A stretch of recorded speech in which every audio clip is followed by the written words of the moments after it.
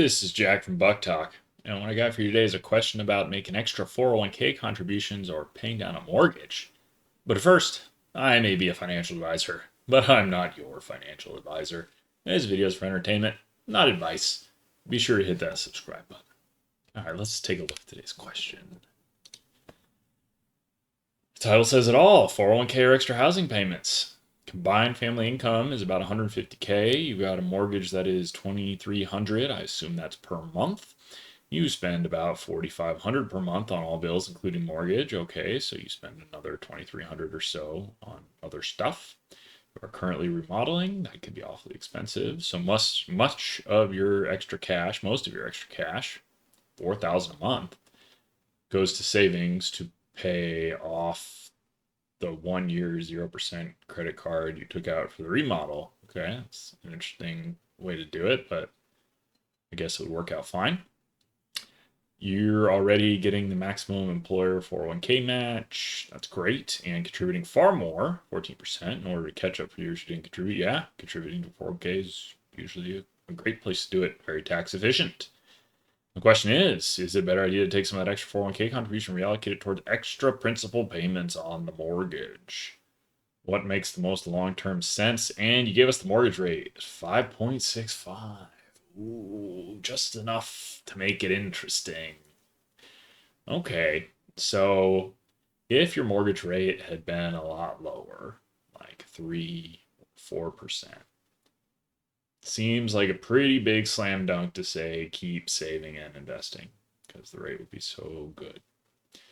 5.65, it's not quite as obvious.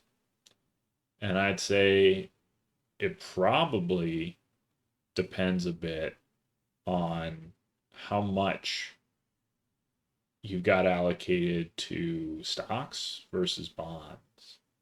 If you've got a really conservative 401k, and this would be pretty unusual, by the way, almost everybody has their 401k. Well, not almost everybody, but most people have their 401k. They're allocated aggressively, mostly in stock funds that they've picked, or in a target date fund. And it sounds like even if you're in a target date fund, well, I'm not sure how old you are. It's not clear. So if you're in a target date fund that's pretty conservative already, 40 or 50% bonds, those bonds might only be yielding 4%. In which case, gee, maybe what you do is you make the 401k a little more aggressive and you pay off the mortgage with this extra cash.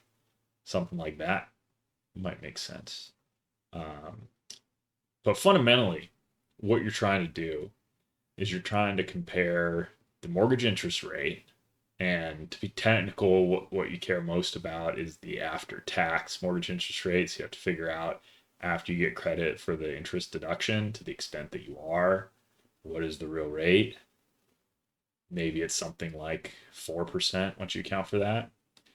What is the difference between that and what you're expecting to return on the 401k? And that's a little tricky as well because you don't know what that's going to be. But you could know, hey, if the whole 401k is in cash and bonds, well, that's probably going to cap out at 3, 4, 5% expected return, at least right now, right? And if it's more in stocks, you might say, well, I know it's going to be volatile in the short run, but over 5, 10, 15 years, I expect that number to be whatever you expect it to be. It's not investment advice, maybe 6, 7, 8%, right? So something a bit higher. So you'd want to compare those numbers and figure out, okay, which one would you rather have?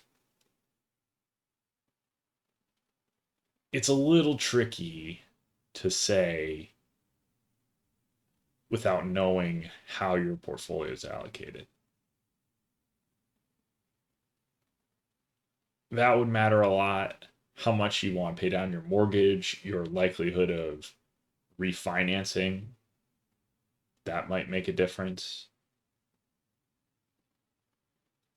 You can't go that wrong with paying down a mortgage rate that's 5.65%. It's definitely better than keeping the extra money in cash. But if you said, gee, what's the return on the portfolio going to be? Is it going to be more than an extra 5.65%. I think over the long run, if there's mostly stocks in there, you'd say yes. Um, I do think the idea of if your portfolio isn't all stocks, making it a little bit more aggressive, but then also paying off the mortgage is a pretty sexy one.